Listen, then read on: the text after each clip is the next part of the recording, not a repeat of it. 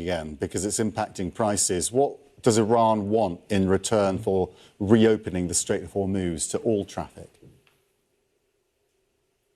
Well, certainly they want sanctions relief on a grand scale. And I think oil and gas certainly is one of those things the Iranians certainly want to be able to sell that back on international markets at international rates. Because, of course, we know that they've been selling oil to various countries around the world, but there are many who say that they've been giving discounts on those. So certainly being able to do that once again is one of the main things that the Iranians want. But in general, sanctions relief for their economy would be very important. But one of the other things, Max, that the Iranians have also pointed to that they say is very important for them is they want guarantees that they will not be attacked again by the United States and by Israel. They say that they want, if there is going to be an agreement, for that to be a final agreement that essentially ends the standoff, at least between the U.S.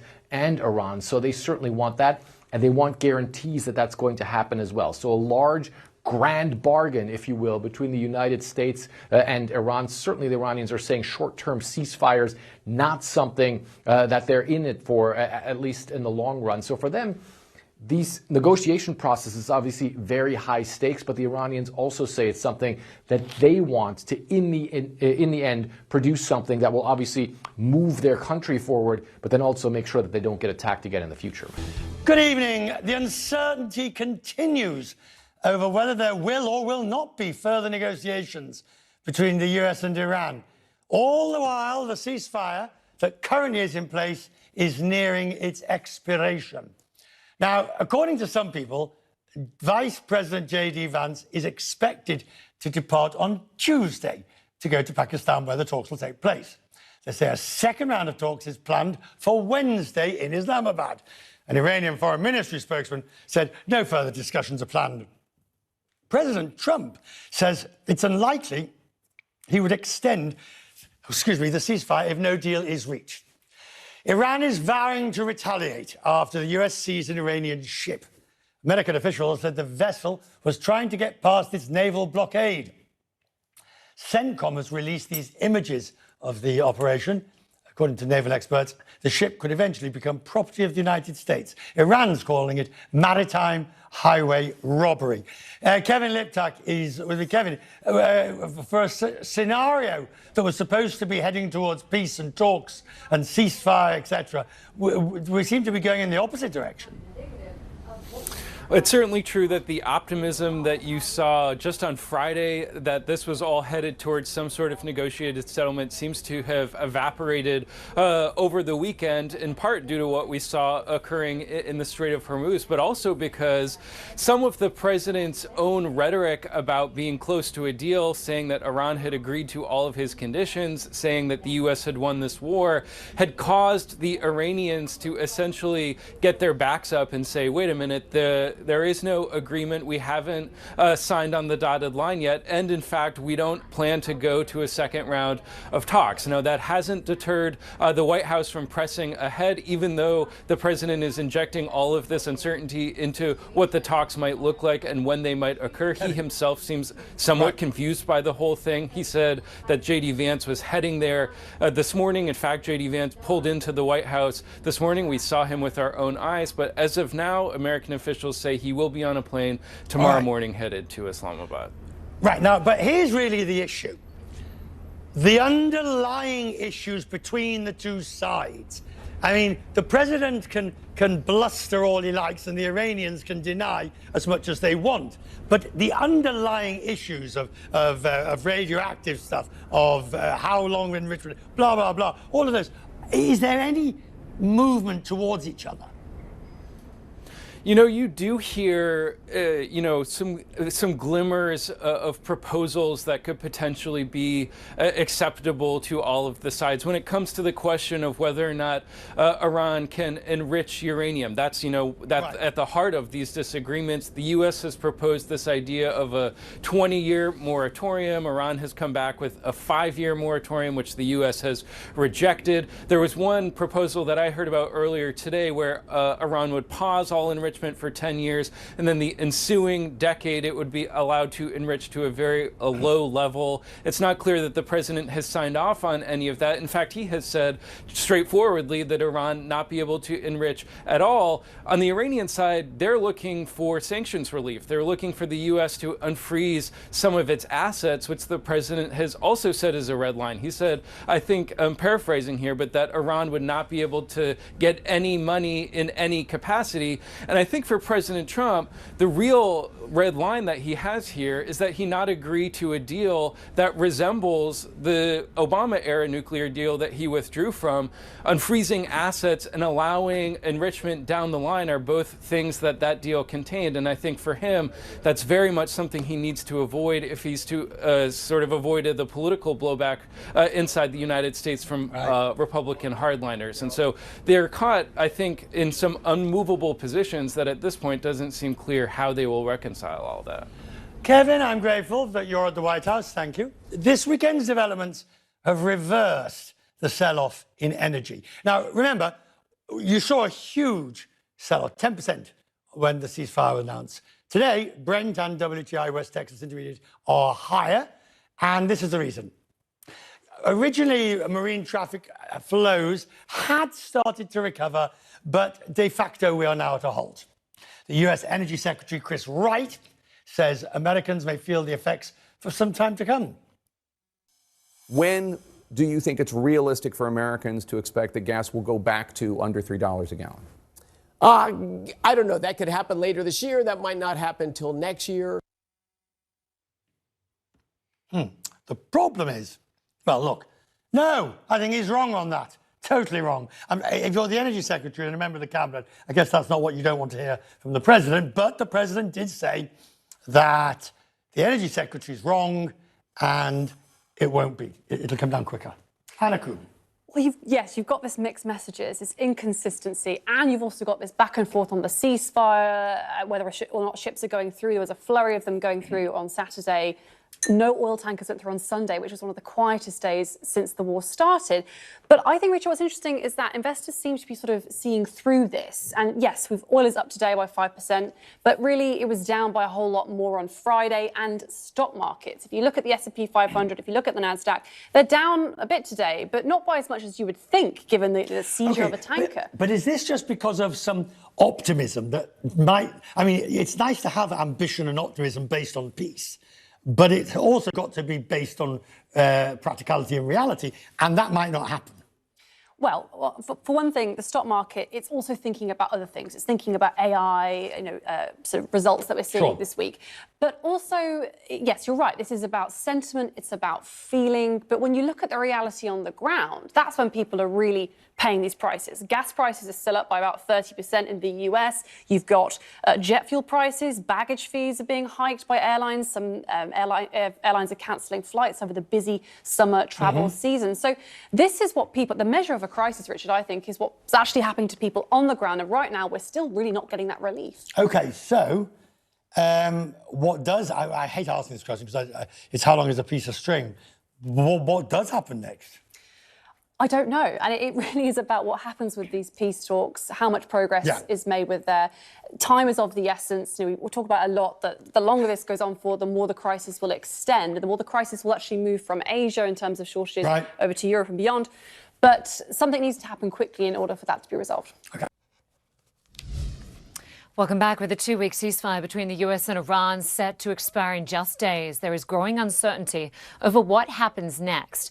The US is now holding an Iranian flag ship at seas near the Strait of Hormuz Sunday.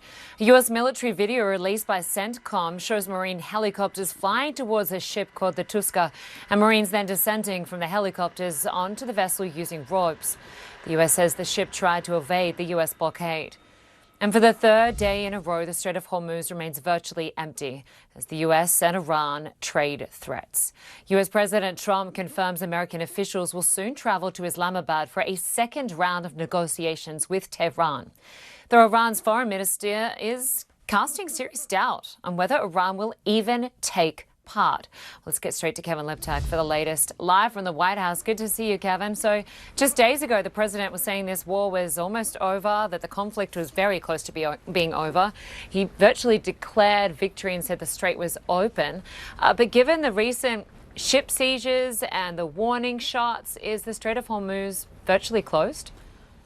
It seems as if it's closed for now, despite what the president had been saying all over the course of the last week. And some of the president's rhetoric, I think, is throwing into doubt the state of these negotiations that he says were set to occur this evening in Islamabad. Now, it is already evening in Pakistan right now, and to our knowledge, no American officials have yet left the United States to participate in these talks. We just saw J.D. Vance, the vice president, arriving here at the White House. And so the state of those negotiations still somewhat unclear. Our understanding is that, yes, they will still transpire at some point in the coming days, but when that exactly is, we don't know, in part because the Iranians have said that they have not agreed to a new round of talks, in part because the president has said that Iran has agreed to all of the sticking points that remained in these negotiations. And so it's a somewhat confusing moment, I think. You know, when you talk to American officials, they say that it is their belief that the Iranians are simply posturing, trying to, get and extract from the United States all of their demands. From the Trump point of view, he still believes that the U.S. has the upper hand in all of this. What we don't know at this point is what exactly Iran might have agreed to allow the president to suggest that everything that the United States had been asking for had been agreed to. We don't know yet what the agreement is on nuclear enrichment, for example. The president has said that Iran not be able to enrich uranium. Iran says that it's right. How that is reconciled, we don't know just yet. Similarly, we don't understand what the president has agreed to in terms of lifting sanctions or unfreezing Iranian assets. That's something that Tehran has said is a non-negotiable as part of any deal. And of course, the Strait of Hormuz, that we don't know at this point how that will be resolved as part of these negotiations. And remember, Linda, that a ceasefire, that 2-week ceasefire, is set to expire tomorrow evening. The president saying that he will target Iranian bridges and power plants if no deal is struck. That many experts say would amount to a violation of international law. It's also something that the president has threatened repeatedly over the course of this conflict, only to step back, pull back. He hasn't done that just yet. The question now is whether this additional pressure will cause Iran to come to the negotiating table ready to make concessions, or whether the president will follow through. It's, to be sure, I think a very unstable moment in the course of this conflict. But when you talk to White House officials, they are of the belief that these negotiations will occur sometime quickly. So a peace talk still happening this week. American and Iranian officials are giving conflicting answers to that very question. CNN has told that U.S. Vice President J.D. Vance is currently set to travel to Pakistan Tuesday. However, Iran's foreign ministry says there are, quote, no plans for the next round of negotiations. Well, time is running out before the end of the 2-week ceasefire. U.S. President Donald Trump says it is now set to expire at the end of Wednesday. And that is an extension is, quote, that a further extension is highly unlikely. Well, meantime, the U.S. is now holding an Iranian flagged ship it sees near the Strait of Hormuz. They claim the ship tried to evade the U.S. blockade on Sunday. Motor vessel Tosca, vacate your engine room. Vacate your engine room. We're prepared to subject you to disabling fire. Well, for the third day in a row, the Strait of Hormuz remains virtually empty. Fred Pleiten is tracking these complex negotiations and joins us now live from Berlin. Good to have you with us, Fred.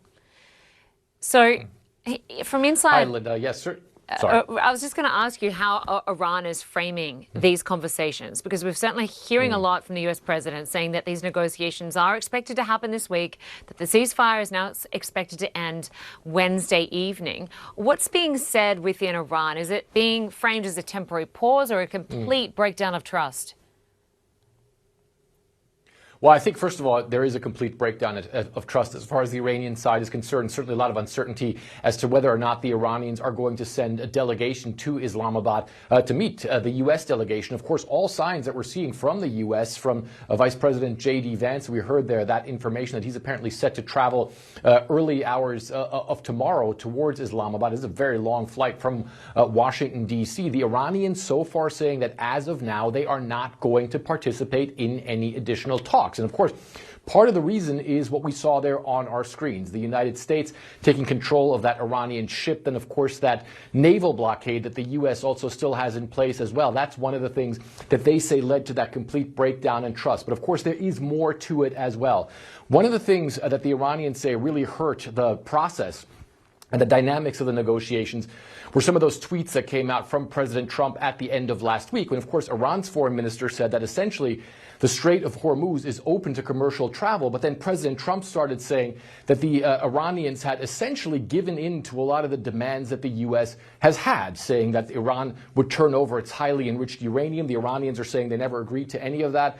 Also saying that nuclear enrichment would halt indefinitely. Also something where the Iranians are saying they believe that they have an inalienable right to nuclear enrichment, that certainly any sort of pause in nuclear enrichment needs to be a negotiation between the United States and Iran. One of the things that was interesting that the Deputy Foreign Minister of Iran said, Linda, is he said that Iran refuses to accept being an exception from international law. So the Iranians are saying everything that goes for every other country, also as far as the nuclear program is concerned, the Iranians say that they have that right as well. The Iranians are also saying that they are still committed to a diplomatic process, but they also say that they are not going to surrender to the United States, as they put it. So right now, the process still very much in question, very questionable whether or not the Iranians are going to come. And certainly it seems as though right now, in sort of the 11th and a half hour even, there are still some efforts going on to try and make that meeting happen, but really unclear whether or not the Iranians are actually going to go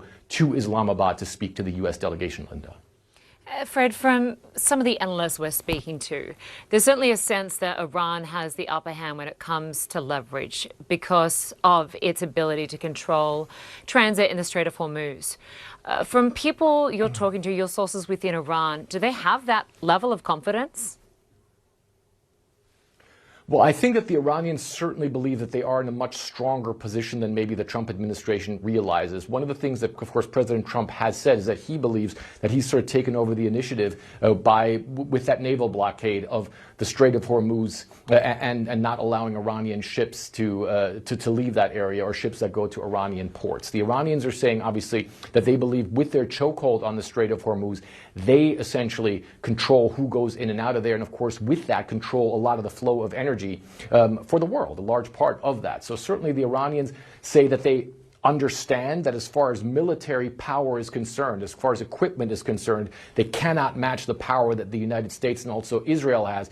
But at the same time, they say as far as asymmetrical warfare is concerned, they certainly do hold a lot of leverage. So the Iranians believe that they are in a very strong position. They also say that if they're going to go into negotiations, if there is going to be a deal between the United States and Iran, then that deal needs to guarantee that Iran will not be attacked by Israel or the U.S. again.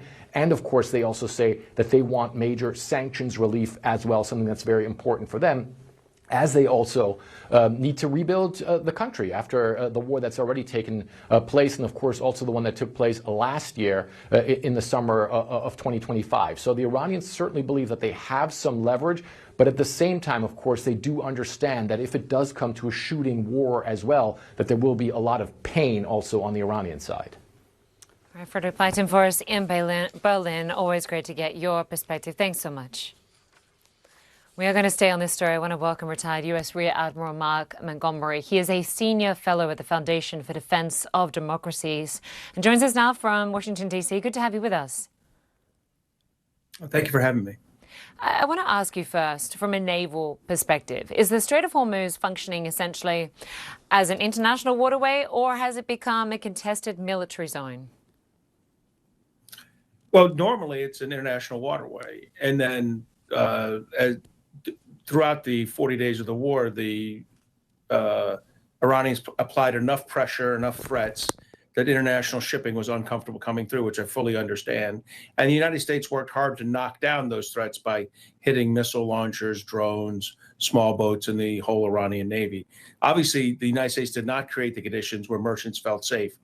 As we got into the ceasefire, again, there was an opportunity for it to be an international waterway.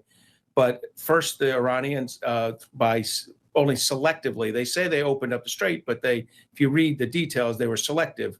Certain countries' ships could go through. Other countries, what they called belligerents, which would include most of the U.S. Arab partners and the United States and Israel, were not allowed to come through. And then the United States further blocked it through a actual blockade of Iranian ships moving out, or ships that had called at Iranian ports moving out. So because of that, it is no longer an international waterway. It is, as you stated, kind of a scene of internet right now, contested environment.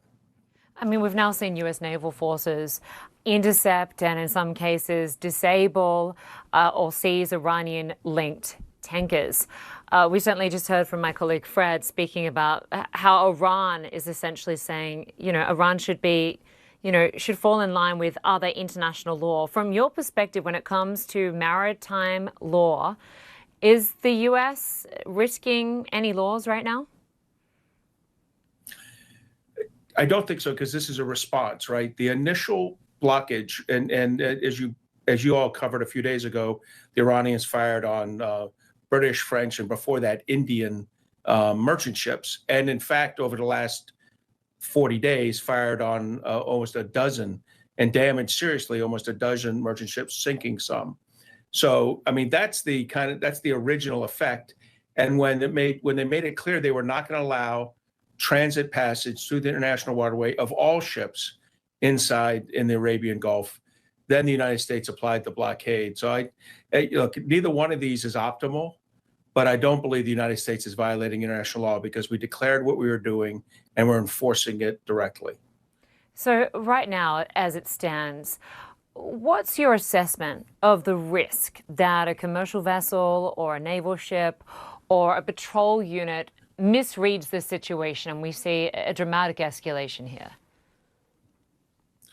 So I don't think there's a risk of a dramatic escalation. There is a risk of a continuation of these. I don't think merchant ships are going to risk going through the straits right now with the rule sets the Iranians have applied. And I think now that we've disabled the one ship, I don't think Iranian ships will further attempt to run the blockade. So I think that part, it's stabilized in a very uncomfortable position.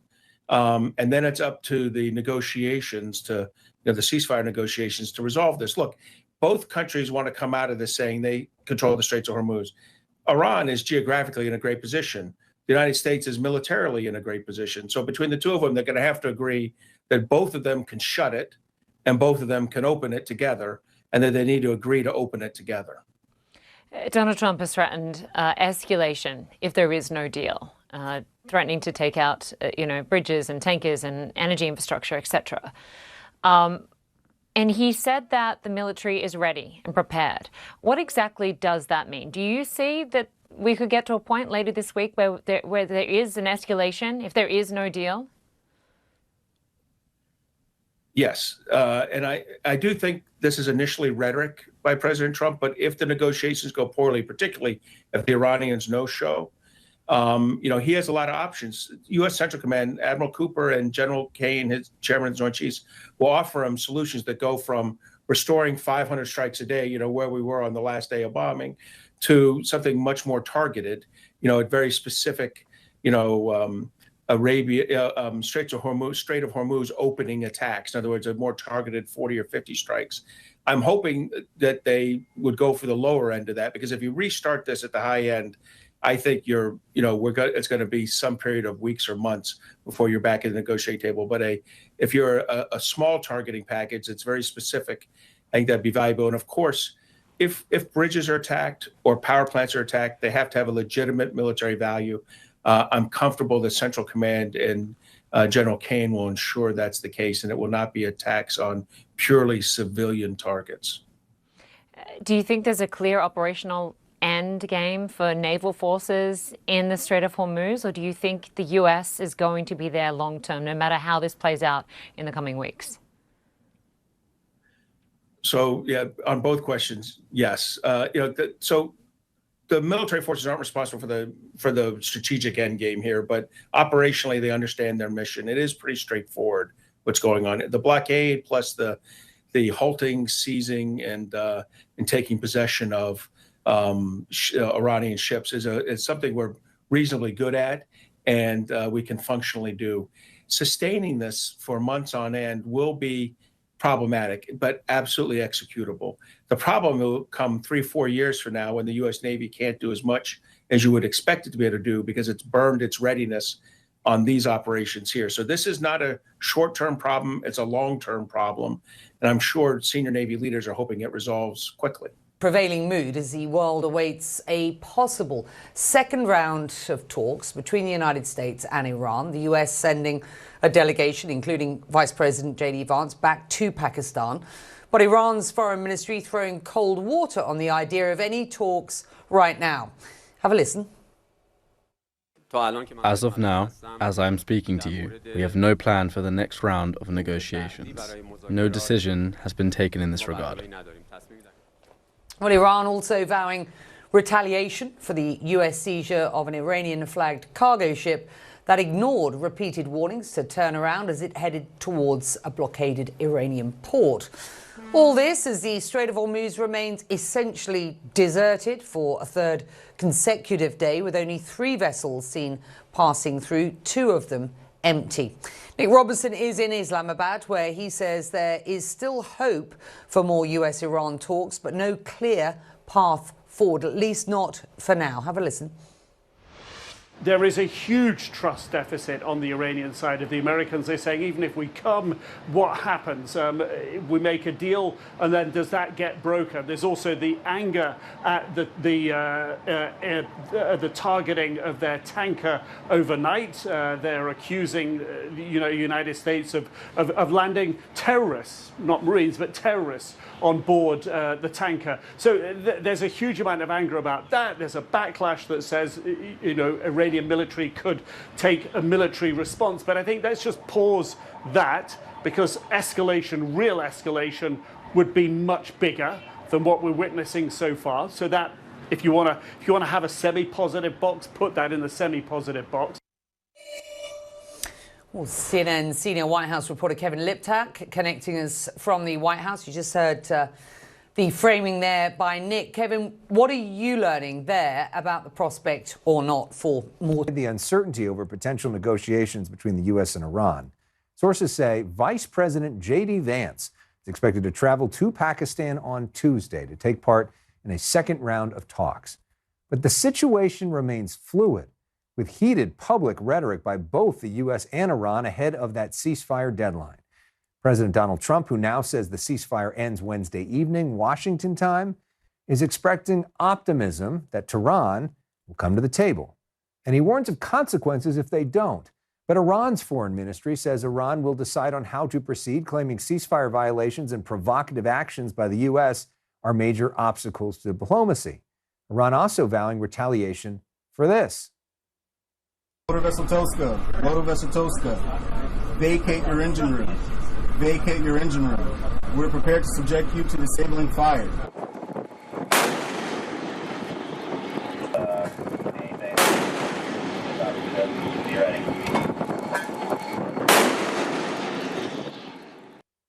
The U.S. military there firing at, then seizing an Iranian-flagged cargo ship it says was attempting to violate the naval blockade of Iranian ports. Night footage later captured Marines boarding the vessel, which remains in U.S. custody. Iran is now calling for the immediate release of that ship. CNN's Ivan Watson starts us off. He is live in Hong Kong for us. Ivan, what's the latest? Well, we're getting a lot of mixed messaging and bluster from both the Trump administration and the Iranian government as the deadline for the temporary ceasefire looms, and questions are still up in the air. Will the two governments actually meet face-to-face in the Pakistani capital. President Trump has contradicted himself multiple times on whether or not the ceasefire could be extended. He's at times complimented the Iranian government, the new leaders, after previous leaders were killed off in the U.S.-Israeli bombing campaign. But then he's also issued dire threats, saying things like, no more Mr. Nice Guy if a deal isn't reached, or all of the bridges and power plants will be blown up.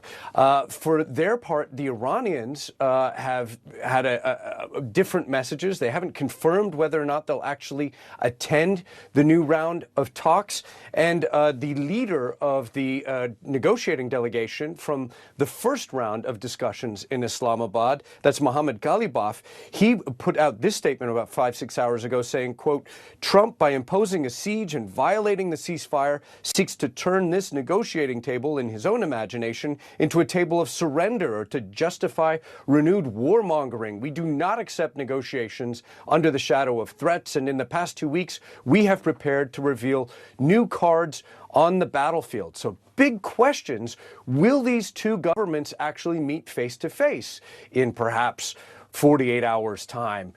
Here is what President Trump's former national security advisor has to say about Washington's position going forward. Take a listen to John Bolton.